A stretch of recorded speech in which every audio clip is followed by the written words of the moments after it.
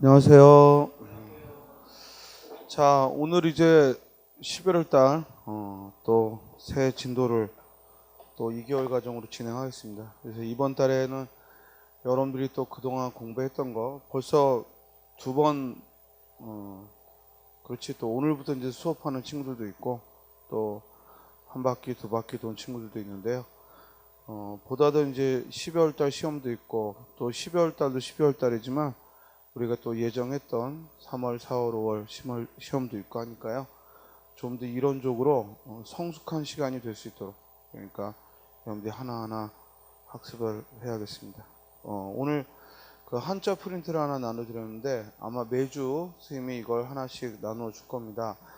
그런데 지난번에 우리 수업 시간에 부수를 익혀라 라는 얘기를 그동안 얘기를 했고, 그리고 여러분들이 이제 그 부수를 익히고 났다는 걸 전제해서 이제 오늘부터 나누어 드리는 이 프린트를 보시고요. 지난번에는 선생님이 서둘러서 자료를 만드느라고 조금 뭐 오타도 있고 그랬습니다만, 이번에는 선생님이 다시 한번 검토를 해서 조금 더 예문을 적절하게 했어요. 그래서 오늘 첫 시간에는 여러분들이 부담스러워하는 한자를 피할 수는 없으니까 한자 공부하는 거에 대해서 1시간 동안 먼저 설명을 하고 그리고 진도를 시작하도록 하겠습니다. 자, 먼저 오늘 나눠드린 프린트를 보시고요. 원래 이거 비포로 나눠드려야 되는데 프린트 뒤에 있겠지? 프린트. 그래서 선생님이 그만 말했잖아. 프린트 받으라고. 그럼 가서 받아야지. 프린트 남은 거 하나 줘. 남은 건 거 뒤에 놔두고. 선생님이 연락 얘기할 때는 그냥 듣지도 않고, 항상 선생님이 무슨 말을 하면 주의 있게 들어야 돼. 아, 그냥 개가 짖나 보다 그러지 말고 항상 주의 있게 들어서. 선생님이 쓸데없는 얘기를 하겠어요, 그죠? 그러면은 우리가 그러잖아. 이 교실에 들어왔을 때는 제가 그랬죠. 초등학교 딱 3학년처럼 공부하라고.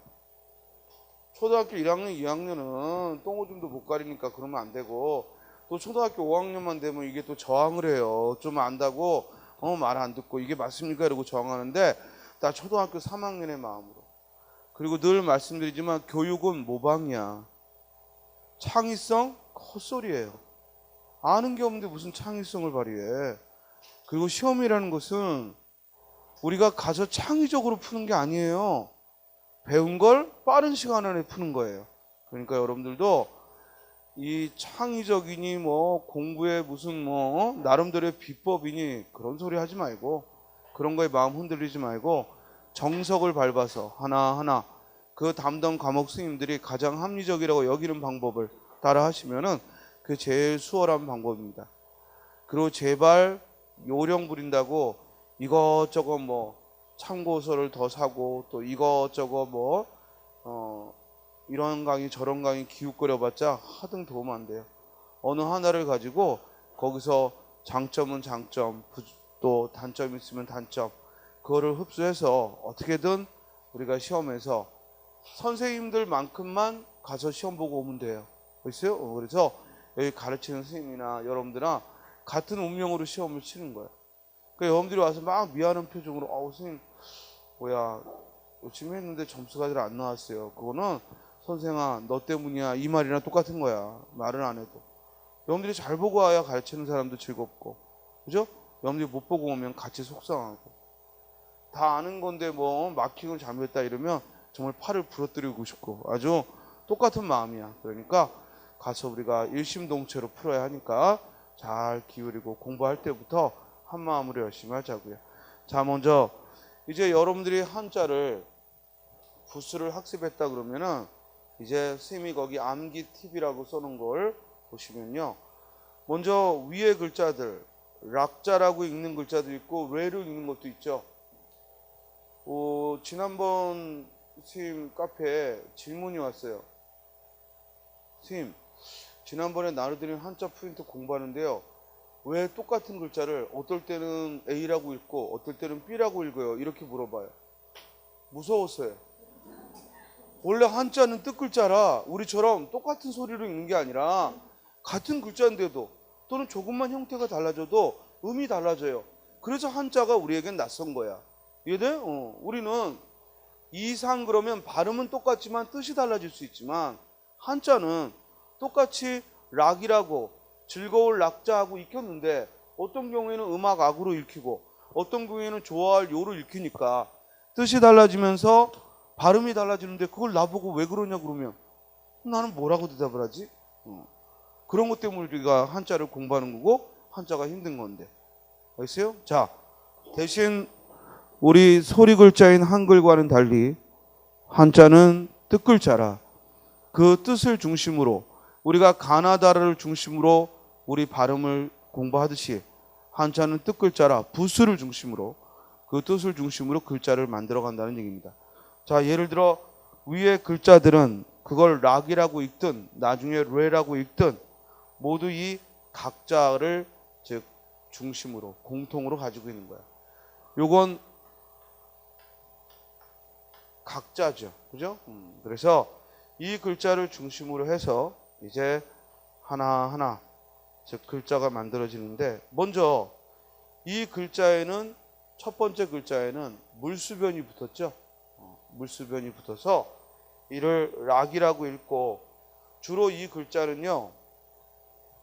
아마 여러분들은 여기 풀초자가 들어간 떨어질 낙자는 많이 봤을 거예요. 그죠? 떨어질 낙자는 많이 봤는데 여기 없단 말이에요.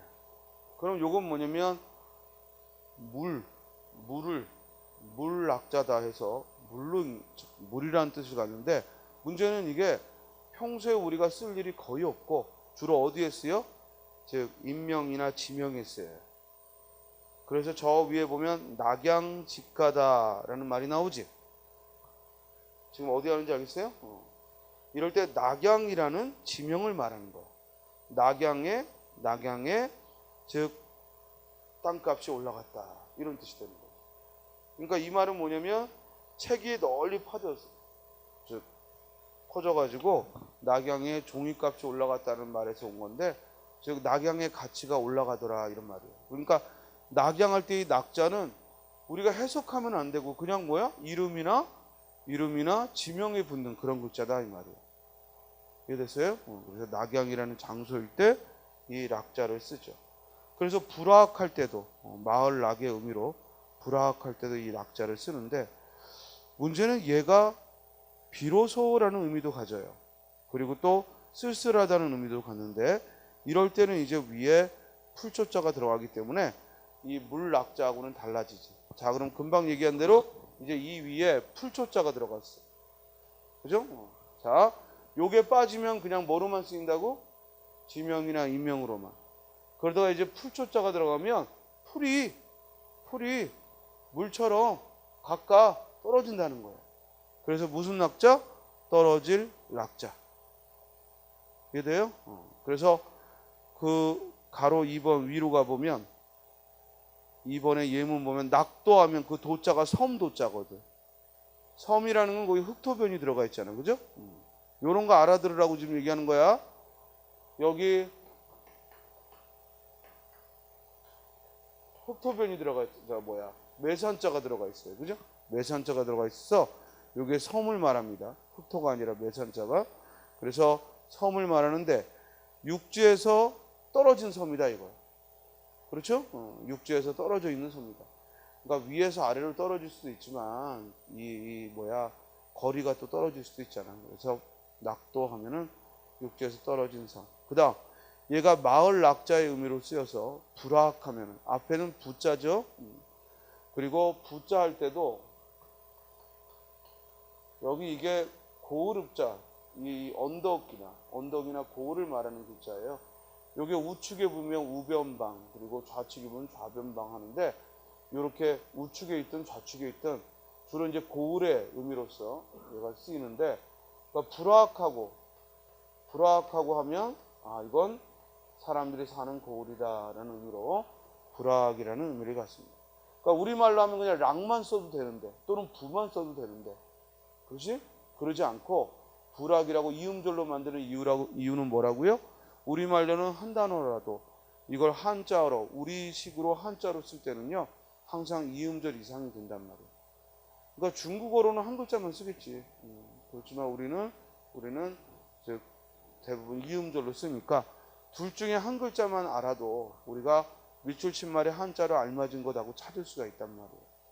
자, 그 다음에 얘가 또 비로소 락자라는 의미로 가져서 낙성하면 비로소 이루었다라는 거죠. 성자는 이룰 성자죠. 비로소 이루었다. 또 낙막하다 하면 쓸쓸하다. 그래서 마음이 쓸쓸함을 말합니다. 그 막자는 이제 이 프린트 맨 끝에 있을 텐데 풀에게 있어.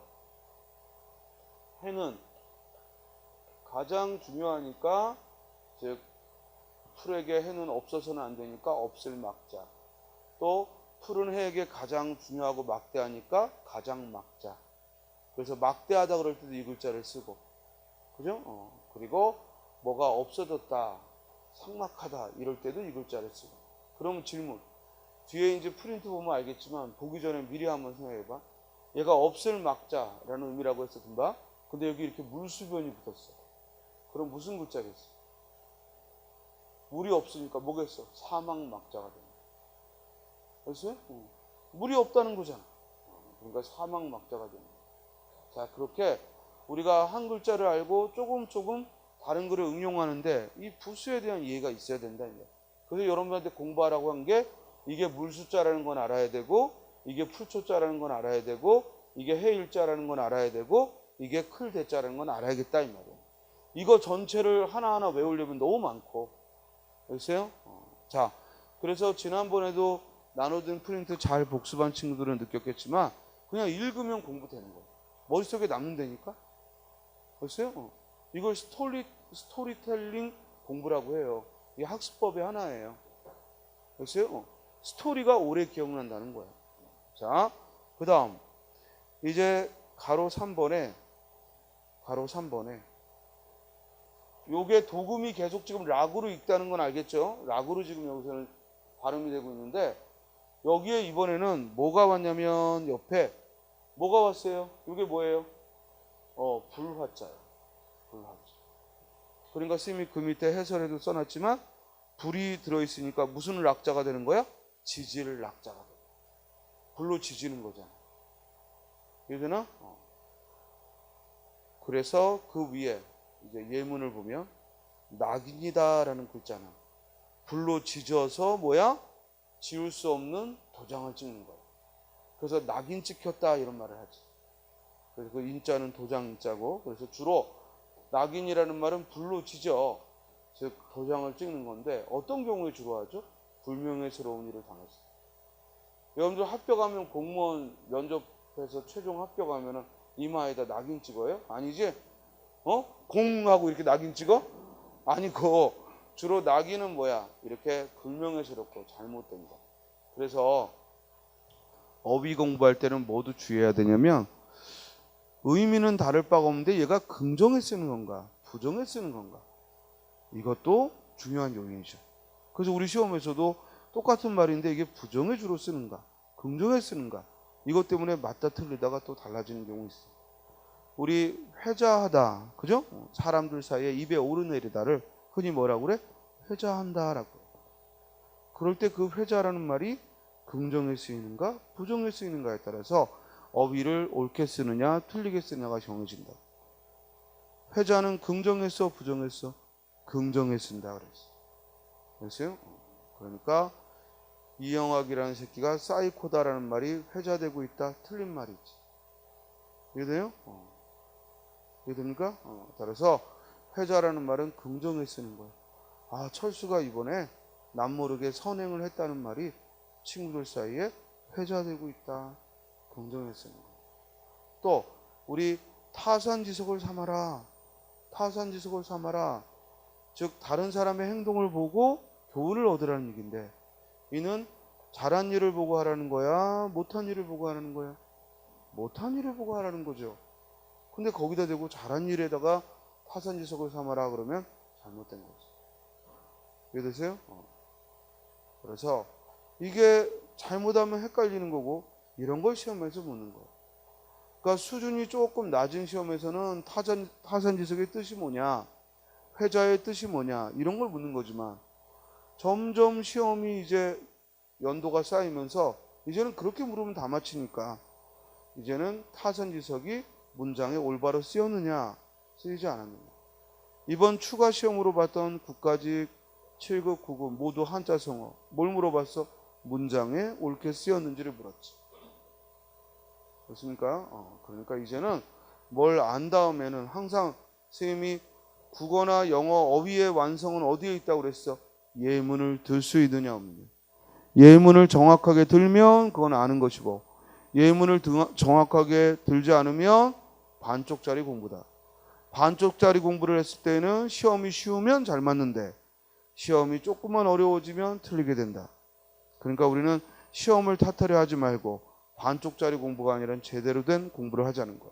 그리고 선생님이 점점 어휘를 강조하는 이유는 국어 지식, 문법과 어문 규정은 솔직히 수업만 잘 들으면 그걸로 끝나. 그리고 문학하고 독해는 공부를 안 하면 안 할수록 더 좋아. 이해돼? 그러나 어휘는 여러분들이 스스로 엄청 노력해야 돼. 그래서요? 스스로 노력을 해야 되기 때문에. 그게 뭐냐? 항상 모르는 단어 나오면 다른 공부하다가도 또는 무슨 인터넷에 뭘 검색하다가도 모르는 어휘나 조금 이상한 어휘가 나오면 찾아보는 이 습관이 바로 그 10점, 20점을 좌우한단 말이에요. 안 그러고 그냥 책에 막 몰두해서 이러는 것으로 좌우되는 게 아니라 일상의 습관 속에서 여러분들이 얼마나 어휘를 신경을 썼는가 이게 좌우하는 거예요. 자, 다음. 이제 가로 4번의 단어를 보면 목걸이 락자죠. 그런데 이 목걸이 락자에는 이 락이라는 글자에 이번에는 불화자가 아니라 불화자를 넣으면 뭐라고? 지질락자. 물숫자가 들어가면 뭐라고? 물숫자가 들어가면 물락자. 여기에 풀초자가 들어가면 뭐라고? 떨어질 락자. 그거 봐, 금방 외웠잖아. 그러죠? 막 써봐서 외웠어? 아니잖아. 지금 수님하고 이야기하다 보니까 외워지잖아. 그러면 되는 거야. 공부는요, 공부할 때 쉬워야 돼요. 어렵게 머릿속에 넣으려면 그건 오래 안 가요. 쉬워야 돼요. 그 여러분들이 납득이 돼야 되고, 그 여러분들 머릿속에 알아간다는 쾌감이 있어야 돼. 그래야 더 공부하고 싶어지지. 프린트 보기 전부터 이거 또 언제 봐? 언제 써야 돼? 이러면 이미 끝난 거야. 뭐 1시간 들고 있든 2시간 들고 있든. 그런데 이번엔 어떻게 글자를 이렇게 풀어서 놨나? 우리 선생님이 또 어떤 정성을 들였나 하는 마음으로 있어요? 그러면 달라지는 거야. 자, 이번에는 요 옆에 뭐가 붙었어? 임금왕자가 붙었네. 임금왕자. 그죠? 그러면 임금은 어차피 귀한 의미를 갖고 그러니까 그만큼 귀하다는 말로 목걸이의 의미를. 왜냐면 옛날 임금들은 장신구를 많이 했거든. 지금도 허세 부리는 새끼들 여기다 금 들고 다니고, 그죠? 좀 꼴 보기 싫어 죽겠어. 아주 그냥, 그것도, 뭐 이렇게 밖으로 굳이 안 보여도 되는데, 꼭 이런 겨울에, 가을 겨울에도 밖으로 내밀더라고. 그리고 금이 많이 나가 보여요. 내가 볼 때는 한 10돈은 돼 보여. 그러면 전부 그걸 보고 무슨 생각이 들었어? 목을 따고 싶다. 이런 생각이 들잖아. 그러니까 남에게 그게 굉장히 나쁜 마음을 심어주는 거야. 있어요? 그냥 가볍게 그냥 우리 여성들 하는 거 있잖아. 얇게 가지고 모양이 이것도 아니고 그냥 땡그래가지고 그냥 아니면 네모내가지고 저게 그러니까 사람이 안 보이고 금만 보이는 거야. 그러니까 저 금만 가져가고 싶지. 그러니까 그 금 같은 거. 근데 그게 옛날에는 왜 그런 걸 들고 다녔냐면 화폐가 발달하지 않고 이런 카드가 발달하지 않을 때는 그게 비상금이지. 비상금. 있어요? 비상금이. 왜 금은 그대로가 가격이거든. 그 나중에 애인끼리 커플링하고 그럴 때 모양 안 들어가는 거 하는 거야. 왜? 헤어지면 팔면 되거든. 그러면은 그거 그대로 가져와. 그런데 모양이 많이 들어가잖아. 그러면 돈 별로 안 돼.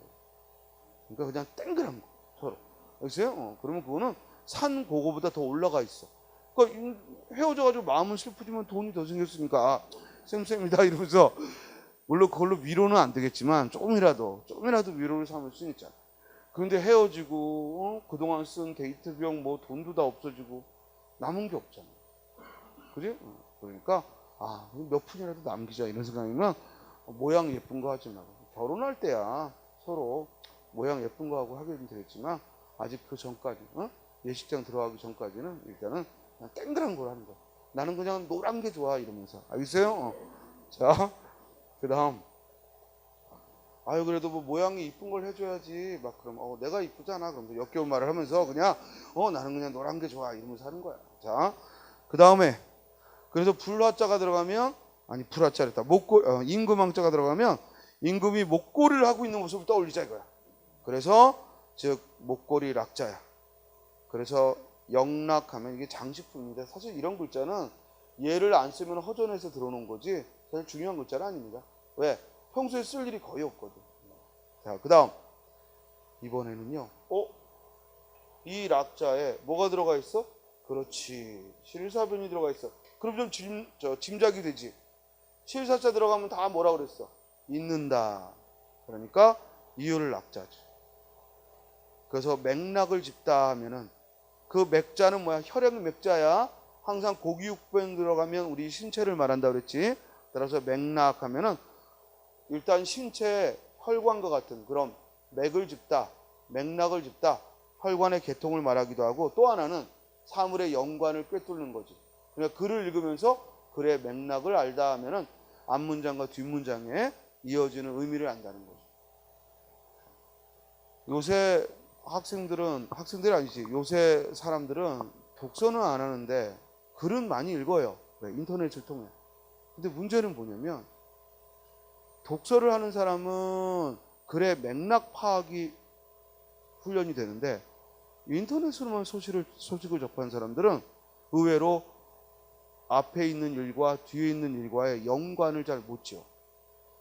그러다 보니까 자꾸만 특정한 단어나 특정한 표현에만 끌려가기 때문에 여론 조작에 휘둘리기가 쉽단 말이에요. 무슨 말이겠습니까? 그러니까 조금만 신중하게 보면서 앞뒤 맥락을 이해하려면 그거는 노력이 들어가야 돼요. 독서는 노력이 들어가야 돼요. 그냥 보고 그런가 보다 이거 독서 아니에요. 아무리 글을 읽어도. 됐어요? 그러니까 요새는 어떤 글이 조금만 어렵다 그러면 인터넷은 사진을 올려놓거나 아니면 그림을 표현하거나 무슨 통계표를 들어주거나 항상 말로서 끝내는 게 아니라 다른 도구를 이용해. 그러면 그럴수록 우리의 독해력은 떨어지지. 그러나 우리가 시험장에서 문제를 풀 때는 정말 말 그대로 글자를 가지고 앞뒤를 살펴야 되고 질문하는 사람의 의도를 알아야 돼. 그래서 의외로 질문하는 사람의 의도를 모르는 경우가 많더라고. 자, 봐봐. 배우 A씨. 그죠? 배우 A씨.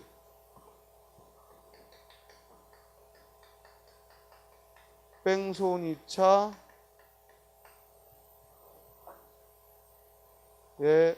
치여 맨손 도망.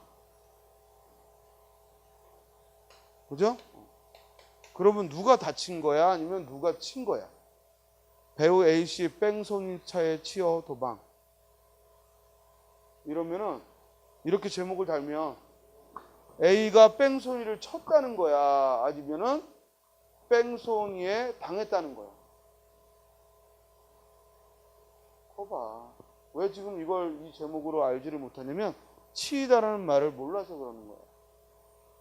이번 국가지 7급 1번 문제가 차에 치다 틀렸다 이거야. 차에 치이는 거고 내가 쳤으면 뭐야? 차로 치다지. 그러니까 뺑소니 차에 치여 그러면 당한 거지. 이해돼요? 누가 보더라도 당했고 도망친 건 누구야? 그 차주가 도망쳤다는 거지. 그런데 그 내용도 안 보고 역시 그 배우는 쓰레기였군요. 배우 그러고 나오는 거야. 내용도 안 보고. 치여라고 그랬잖아. 치여. 뺑소니 했다는 것도 아니고 뺑소니 차에 치여라고 제목을 달았잖아. 그럼 누가 보더라도 이건 A가 당한 거야. 근데 도망이라는 글자만 보는 거야. 무슨 말인지 알겠어요? 그런 기자들이 기사를 읽게 만들려고 일부러 그렇게 헷갈리게끔 하는 거라고. 그러지만 문법적인 걸 틀리게 쓸 수는 없거든. 그러니까 여기 치여가 아니라 뭐라고 써놓은 거야? 치여. 이런 걸 어떻게 공부 안 하고 그냥 인터넷 뉴스 검색한다고 키워지겠어. 그래서 항상 독해는 공부가 선행돼야 돼. 문법적 공부가. 그러니까 여러분들이 어떤 책을 읽으면서 여러분들이 지금 국어를 공부할 때든 영어를 공부할 때든 또는 다른 과목을 공부할 때도 전부 그게 국어 공부고 독해 공부예요. 그러니까 그런 것들로 독해력을 기른다 생각해야지 갑자기 국어에 많이 나온 지문을 읽어서 독해력을 기르겠다. 그런다고 길러지는 게 아니에요. 그냥 평소에 여러분들이 글을 읽을 때도 좀 더 지식들을 동원해서 정확히 읽어야 그래 독해력이 길러지는 거예요. 그래서 우리 국어의 심화학습이란 딴 게 아니야. 그 앞서 공부했던 것을 수박 겉핥기고 좀 더 내용을 이제 깊이 있게 들어간다 그런 의미 아니야. 이미 배울 건 앞에서 다 끝났어. 두 달마다 끝나는 거야. 이해돼? 그리고 또 2달을 하게 되면 이미 알아야 될 것들을 뭐야? 조금 더 다르게, 낯설게 그렇게 공부하는 거지. 이해돼요? 그거지. 뭐 배워야 될 내용이 1단계 있고 그 다음에 이제 좀 더 깊이 있는 이론 그런 거 아니고 알아야 될 이론은 똑같아. 근데 문제는 그걸 좀 더 다양하고 어떤 보충 자료를 이용하고 또 문제를 주로 풀 건가 아니면 이론을 주로 설명을 드릴 건가 요 차이만 있는 거라고. 알겠죠? 선생님이 지금 일요일 날마다 문제 특강하면서 그때도 전혀 새로운 걸 알려줘? 아니잖아. 새로운 거 알려주는 게 아니야. 그냥 새롭게 그때 아는 거라면 뭐냐면 문제 푸는 좀 요령 이런 게 새로운 거고 그 문제를 풀기 위한 이론은 이미 다 배운 거지. 대신 이제 여러분들은 배운 만큼 또 써먹으려면 또 거기에는 이제 노력이 필요하니까 그런 반들이 있는 거고 사실은 배워야 될 이론은 이 2달로 끝나는 거예요. 매번. 알겠습니까? 근데 그러면서 반복해서 여러분들이 들어도 이상하게 선생님이 똑같은 설명을 해도 낯설 때가 있다. 왜냐면 우리가 배운 거 다 소화하면 로봇이지. 근데 우리는 인간이잖아. 들어오면 내보내야 하는. 살아있는 것들은 모두 다 들어오면 나가야 돼. 그게 지식이 됐든 음식물이 됐든. 그게 쌓이면 죽어. 그러니까 굉장히 정상적인 거예요. 그래서 어떤 사람들은 말하는 대로 다 외우고 다 기억하는 사람도 있어. 우리는 그거를 특이현상이라고 해서 질병으로 봐요. 그렇습니까? 우리 그래서 예전에 영화에서도 어려서 암기력 빼어난 그런 사람들이 좀 이렇게 정신적 장애가 있다는 식으로, 그죠? 왜냐면 정신장애가 암기력은 빼어난데 그거를 풀어내는 게 약하거든. 그런 사람들이 또 있어요. 그러니까 여러분들이 막 공부하다가 너무 자꾸 까먹으면은 나도 약간 장애가 생기더라도 그렇게 외운 거는 다 잊지 않았으면 좋겠다 하지만 그래도 사람이 병이 되는 거예요. 그러니까 그 지식들을 어느 정도는 잊어가면서 이게 항상 우리 몸에 머물 수 있도록 하자 이 말이에요. 자, 그래서 여기 실사변이 들어가니까 당연히 무슨 글자가 된다? 이을 낙자가 돼요. 대신 풀초변은 빠지죠. 풀초변은 안 들어가 있죠. 그래요? 그래서 맥락이다 하면은 맥락을 봐야 된다. 문장은 맥락이 중요하다. 이러면 앞뒤 문장과의 관계가 중요하다. 그럼 봐. 우리가 글을 쓰는데 또는 글을 읽는데 앞문장과 뒷문장의 맥락을 도와주는 단어를 우리 뭐라고 그래? 그걸 접속어라고 하는 거예요. 그렇죠? 그리고, 그러나, 그런데 또는 지시어들 이것, 그것, 저것이 바로 그 맥락을 이어주는 도구들이지. 그런데 우리는 독해할 때 그런 걸 굉장히 소홀하게 넘겨봐. 그래서 항상 좀 모르는 명사나 이런 게 나오면 집중하는데 그런 것들은 그냥 쓱 넘어간다. 그러니까 뭐가 약한 거야? 앞에 문장과 뒤에 문장이 어떻게 이어지는지를 모르니까 글을 다 읽어도 나중에 무슨 내용인지를 모르는 거야. 그래서 항상 글을 읽을 때는 접속어나 지시어에 유의하면서 읽는 것이 바람직한 독해입니다. 됐습니까? 자, 그 다음 이번에는 6번은 6번은 뭐가 들어가 있지 왼쪽에? 조개 패자가 이제는 좀 익숙해졌죠? 얘가 들어가면 무조건 뭐라고요? 돈과 관련된다. 그러니까 한 명 한 명한테 돈 준 거야. 뭐야? 뇌물 외자야. 발음이 달라지지? 이때는 락이 아니라 외자야. 뇌물 외자. 그래서 뇌물 하고 있지. 선생님 뇌라고 하고서는 왜 여기서는 뇌로 읽어요? 왜 그러지? 두음 법칙이라 첫설에 이를 못 쓰고 리를 못 쓰고 뇌물 하고 씁니다. 이제 여러분들 시험에 뇌물 물어보거나 맥락 물어보면 그 락자와 이 뇌자가 어떻게 다른지 답변하겠죠. 됐어요? 적어도 뇌물 했을 때 뇌자가 뭐 들어간다는 걸 찾겠어요? 조개표자 들어간 걸 찾겠죠. 그러면 맞히는 거예요. 그리고 이게 반복되면 여러분들이 쓸 수도 있게 돼. 머릿속으로 그려지니까. 이해돼요?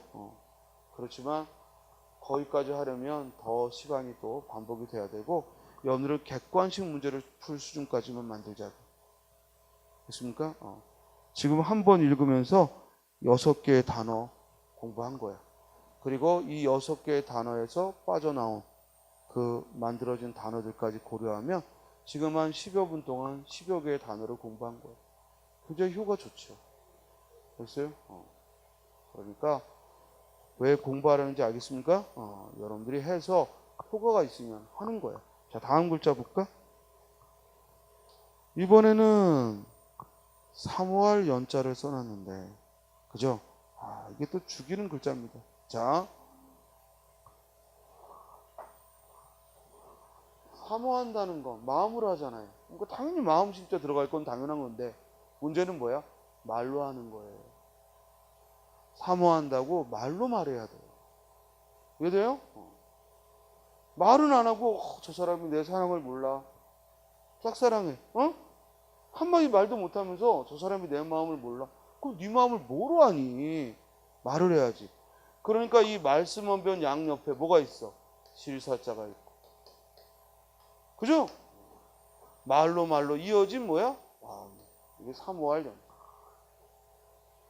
됐습니까? 복잡해 보이지만 간단하잖아.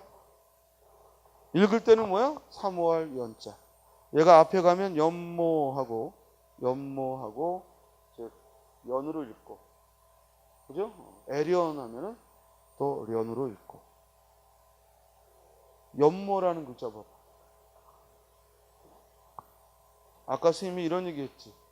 풀에게 있어 해는 없어서는 안 되니까 없을 막자이면서 동시에 풀에게 있어 해는 가장 중요하니까 가장 막자도 된다고. 그죠? 그리고 여기 마음신변이 붙었어. 작을 숫자가 아니야. 마음신변이 붙은 거예요. 뭐예요? 가장 커다란 마음이에요. 그게 사모할 모자.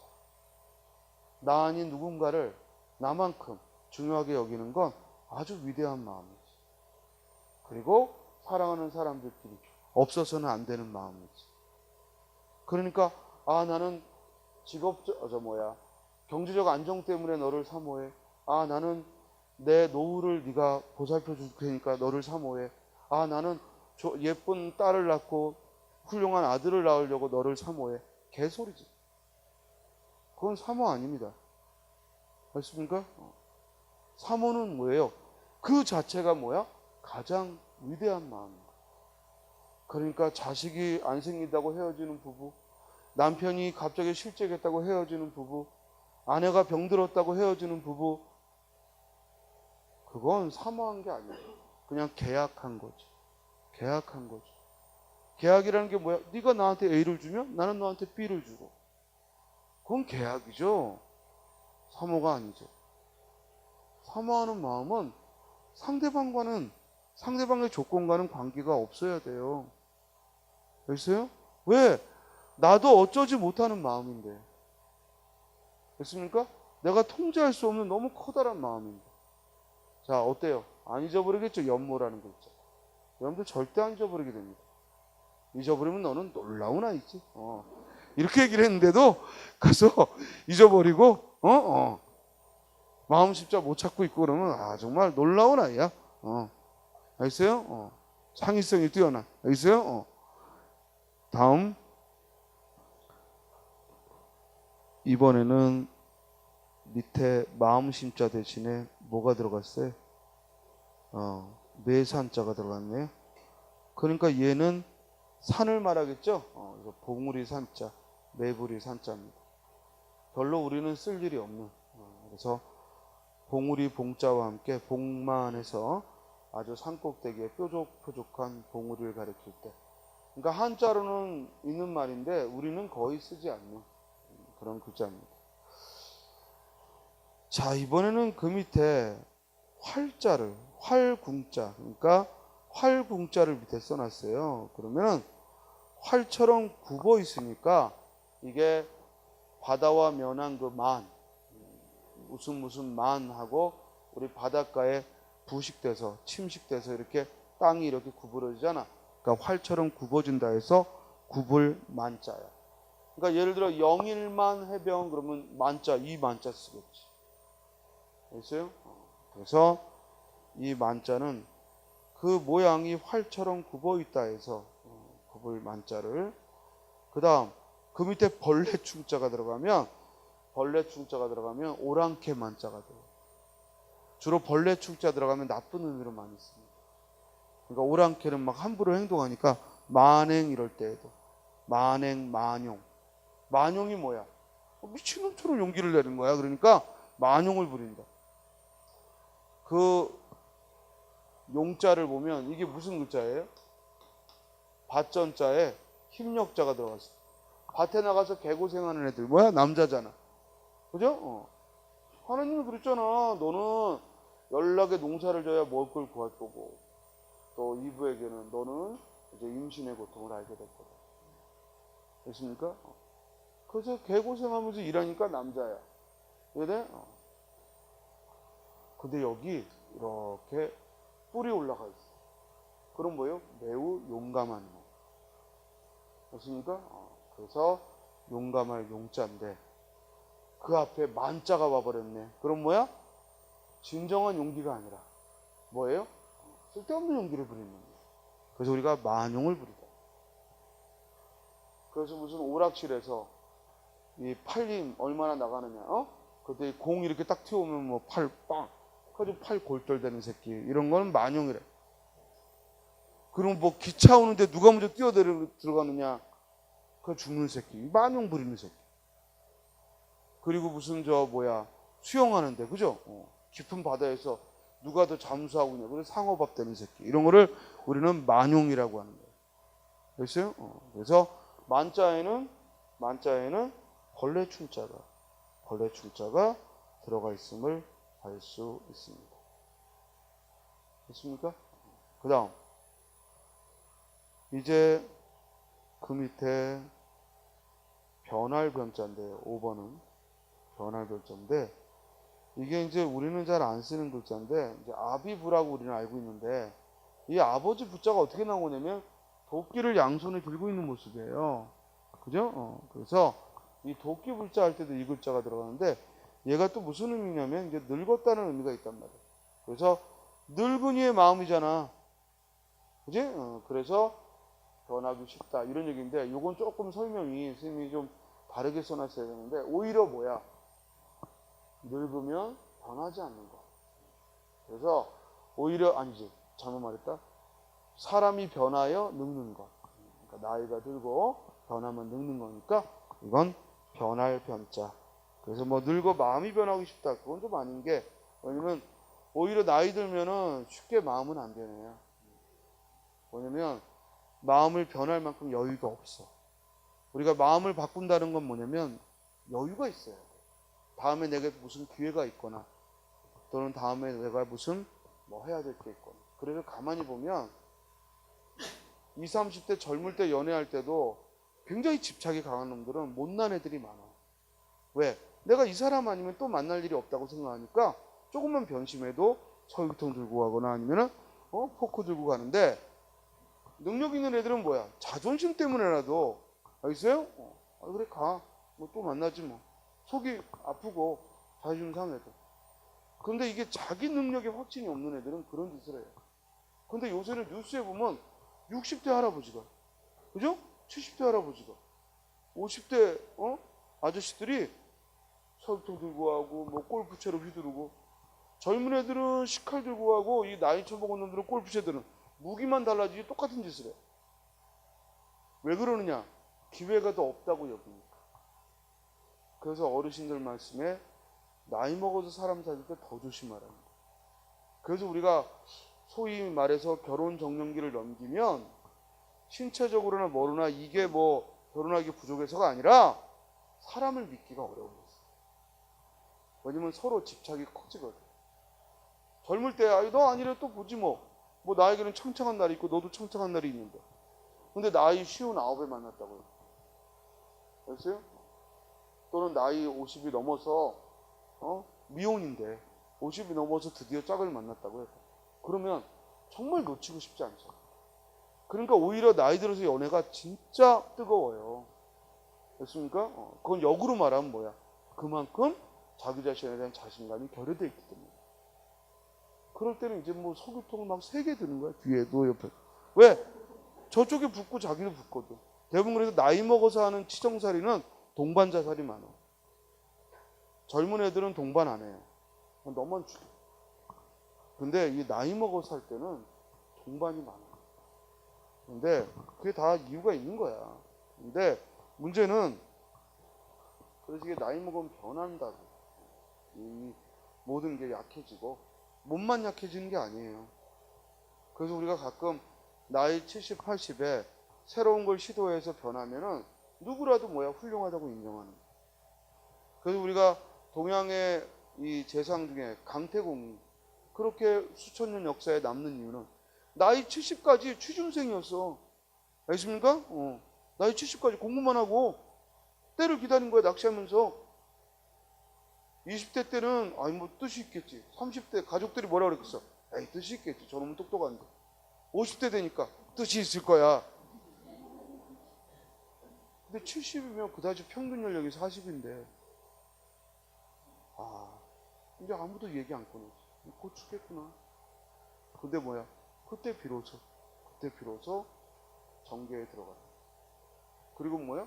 천하의 이름을 남기는 재산이 된다. 들어봤지 강태국? 지금 낚시꾼 아닌가요? 바보야. 낚시꾼이 왜 이름이 남겠니? 다른 놈도 말고 제갈국명. 여러분들이 잘 아는 삼국지의 제갈국명. 요비 만난 게 몇 살이야? 30대 후반이야. 알았어요? 30대 후반이야. 너 또 20대 후반이라고 또 잘난 척했지 너. 틀리면 내가 하니까 나중에 살펴보자. 너 제발 선생님을 당하게 하지 마. 20대건 30대건. 자 어쨌건 취준생인데 얘도 뒤늦게 만난 거야. 그러니까 이게 나이가 먹으면 약해지거든. 체력만 약해지는 게 아니라. 그리고 체력이 약해지니까 몸도 약해지고요. 근데 그럼에도 불구하고 뭔가 새로운 걸 시도하고 새로운 변화를 꾀한다는 건 정말 놀라운 겁니다. 그러니까 우리가 조선왕조의 임금들도 활팔할 때 건강한 사람들이 좋은 걸 많이 남겼고 비실비실한 새끼들은 꼭 모든 게 다 비실비실해요. 우리 조선왕조 최고의 성군인 세종 첩이 29. 그리고 중요한 건 그렇게 첩이 많은 왕은 세종보다 더 많은 사람도 있었어. 근데 한 번도 싸우지를 않아. 놀라운 능력. 알았어요? 그리고 음악, 그죠? 또 저 군사, 그죠? 또 뭐야? 새로운 문자. 아니 이렇게 활발한 활동을 그런 사람이 어디 있어요? 그러니까 그만큼 몸도 마음도 한창 때 열심히 한대요. 그런데 나이가 먹어서 그러긴 쉽지 않은데 우리는 그런 걸 해낼 때 존경하게 됩니다. 우리 중국은 그래서요. 뭐라고 하던데 이 넉자로 뭐라고 하던데 68세면 무조건 퇴임하게 한대. 68세가 돼. 그래서 다음 애들한테 물려주는. 그리고 대신 62세인가 68세 요 때가 가장 이제 최고 권력을 누릴 때래요. 그러니까 시진핑이 지금 뭐 67세인가 이렇다며. 몇 년 안 남았기 때문에 후계자 내세우지 않은 거예요. 어차피 자기는 가니까. 다음 세대들이 또 올라오니까. 그러니까 우리가 늙었을 때 또 너무 욕망을 보는 노욕이다 해서 욕을 하는데, 어쨌든 중요한 건 뭐냐면 나이 들면서도 도전하고 나이 들면서 뭔가 시도한다는 것 그 자체를 우리는 굉장히 놀랍고 존경할 만하다는 겁니다. 그러니까 스님도 어쩌다가 가끔 이렇게 있다 보면은 약해지고 또 뭐 마음이 이렇게 무너지려고 할 때 몸도 약해지고 하니까 그럴 때면은 내가 지금 평균 연령이 80이 넘어가는 이때 이제 뭐 진짜 50대 들어서면서 벌써 이러는가 스스로 많이 다짐을 하는 거예요. 옛날 우리 스님 어렸을 때만 해도 50이면 할아버지예요. 근데 지금은요 나이 70이라도요, 그죠? 할아버지가 뭐야? 중년이라고 할 만큼 꼿꼿한 분들이 얼마나 많은데. 그러니까 이게 미리 자신의 나약함을 괜히 나이에다 빗대서. 근데 요새 이 젊은 층들 보면 그냥 26만 넘어가면 몸이 예전 같지 않다는 등 뭐, 머리가 이제 그때처럼 안 돌아간다는 거. 얼마나 부모님들이 들으면 건방진 얘기겠어. 얼마나 마음 아프겠어요. 알겠어요? 그러니까 여러분들은 이제 옛날로 치면 이제 중학교 졸업한 나이야. 알겠어요? 자, 그래서 거기 변할 변자 밑에 뭐 들어간다고? 늙을 부자가 들어가서, 즉 노인네들은 사람이 변하면 노인네 되니까 변할 변자다 하고 기억을 하죠. 이해됐어요? 그러니까 글자 도금도 좀 달라지죠.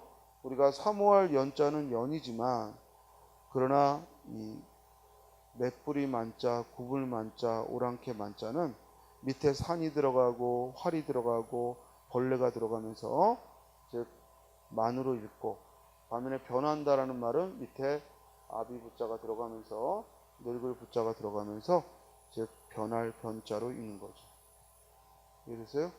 자, 이제 오른쪽에 열자가 나와요. 이 벌릴 열자는 아마 많이 봤을 거예요. 그죠? 이 열이라는 글자는 많이 봤을 거예요. 칼도자죠? 칼도자죠? 칼로 이렇게 잘게 썰어놨다 이 말이에요. 나열했다 그런 의미입니다.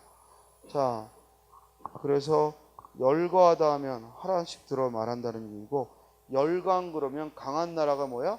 여러 개다 이런 의미죠. 그렇죠? 그리고 서열 그러면 당연히 뭐야? 순서. 이럴 때도 열자를 씁니다. 자, 그런데 이번엔 그 열자에 뭐가 들어가 있어? 밑에 요게 불화자야. 마음 심자가 아니야. 불화자야. 그래서 가로 2번 암기 팁을 봐봐. 그러면 불같은 마음을 가졌으니까 이는 뭐야? 매울 열자, 곧 불이 타고 있으니까 연기가 나고 매울 열자요, 또는 열정의 열자가 되는 거예요. 그러니까 강한 열기, 강한 불처럼 강한 열기, 강한 열정을 말하는 거예요. 그러니까 맹렬하다. 사나울 맹자가 앞에 있고, 그 사나울 맹자에도 우리 많이 보던 글자 있지? 이 개견자가 들어있잖아. 사납다라는 의미. 사나울, 그 피를 흘릴 정도로 사납다. 맹렬하다 이러면 기세가 몹시 세다. 다음부터는 설명 순서처럼 이 암기 팁을 먼저 앞에 하고 그 밑에 예를 들어줘야겠다. 그게 읽기가 좀 더 수월할 것 같네. 자, 맹렬하다. 그 다음에 그 밑에 열사 그럼 뭐야? 맹렬한 투사. 그렇죠? 이번에는요, 열자 밑에 뭐가 들어가요?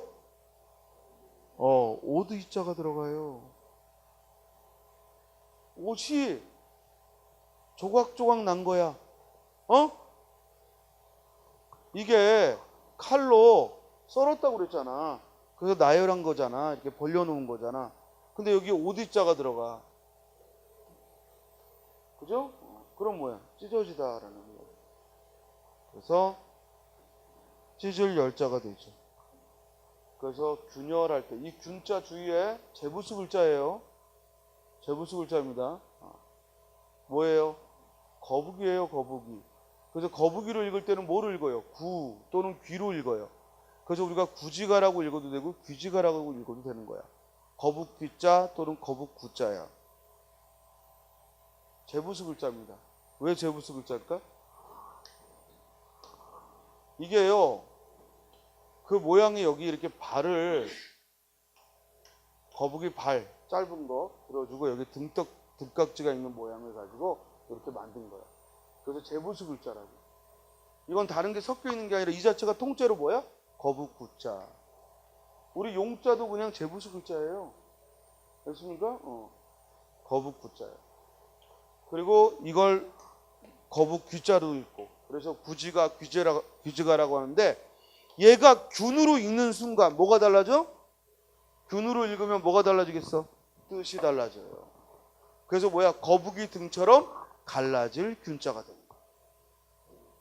이해돼요? 그래서 얘는 읽을 때 구열이 아니라 뭐라고 읽게 되는 거야? 균열. 엄청나게 시험에 나왔지. 왜냐면 이렇게 한 글자가 두 가지 발음이 되는 이런 한자어, 이런 걸 우리 뭐라고 부르지? 동자 이음어. 이게 도금 문제로 시대를 초월하여 냈던 문제예요. 여러분들 가끔 이런 한자 혹시 집에서 쳐다보고 있으면, 혹시라도 아버님이 공무원이시거나 이러면은, 야, 우리 때도 이런 거 나왔는데 너도 나오냐? 이러고 한심하듯이 쳐다보시잖아요? 여러분들이 틀리고 있으면. 왜냐면 예전에 이런 거 그냥 공무원들 분들한테는 너무 쉬운 거였고, 여러분들 세대에는 또 이런 게 어렵고, 또 부모 세대는 뭐가 힘들어요? 어떻게냐, 뭐냐. 영어는 부모님이나 여러분들이랑 다 같이 어렵고, 그러니까 부모님들도 영어에 대해서는 아무 말 안 해. 그런데 이제 국어에 있어서는 이제 부모님 세대하고 여러분들하고 차이가 나니까, 부모님 세대는 맞춤법 이런 거 시험에 안 냈지. 알겠어요? 띄어쓰기 이런 거 뭐 어쩌다 한번 나오지, 안 나와. 전부 단답형. 뭐 날개는 누가 지었느냐, 뭐 염상섭의 작품이 아닌 거, 이런 거 냈어. 요새는 전혀 안 나오는 거야. 그러니까 부모님 입장에서는, 야, 여러분들이 염상섭이 누구야? 그러면 한심하게 쳐다보는 거고. 알겠어요?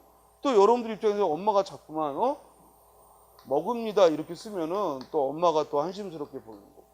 알겠어요? 이게 왜 한심한지 모르면 안 되지? 이제 옵니다가 없어졌기 때문에. 그러니까 서로가 세대 간에 이렇게 배워야 될 건 비슷한데 시험의 초점이 달라지거든.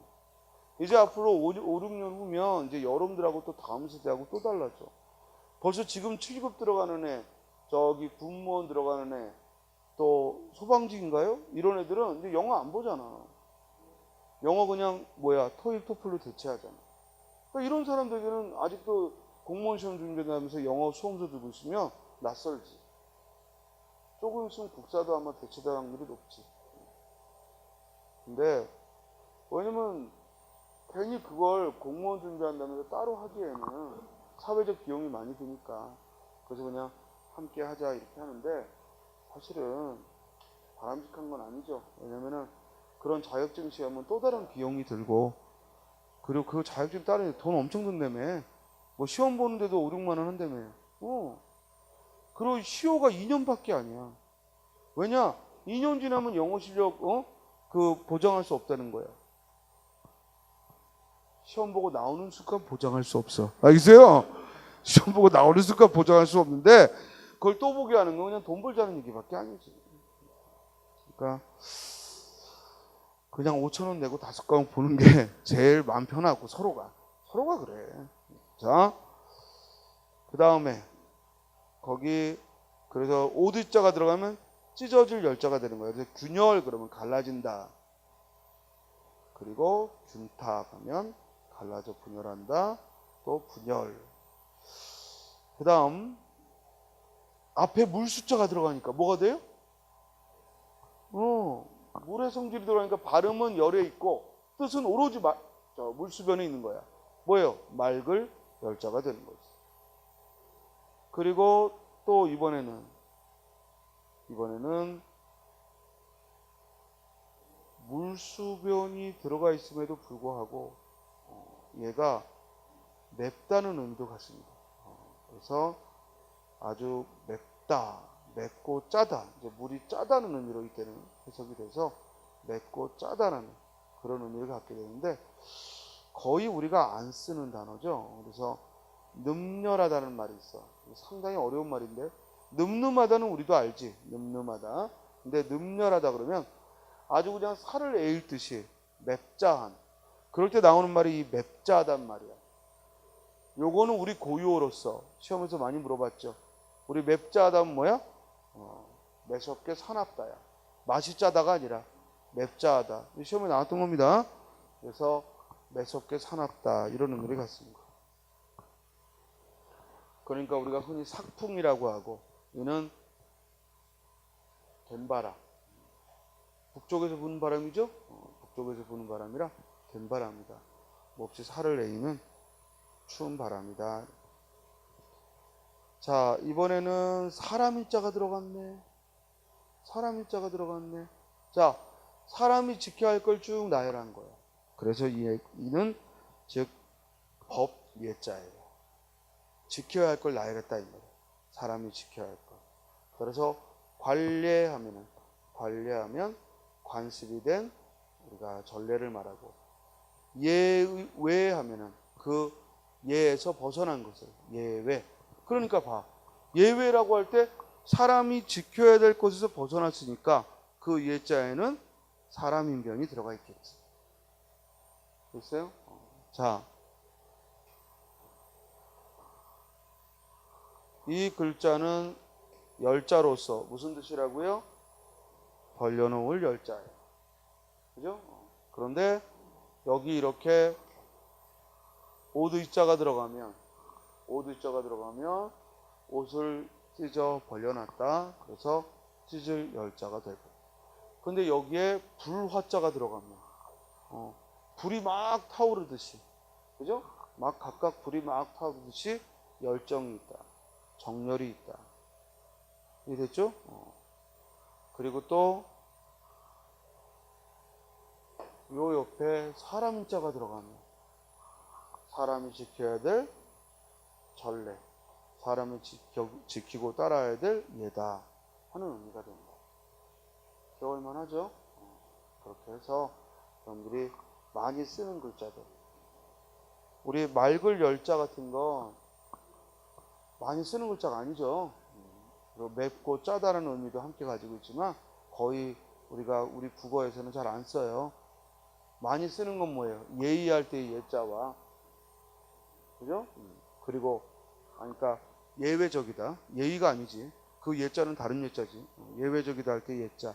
그리고 또 이렇게 정렬을 드러낼 때 할 때 예자, 열자. 그리고 또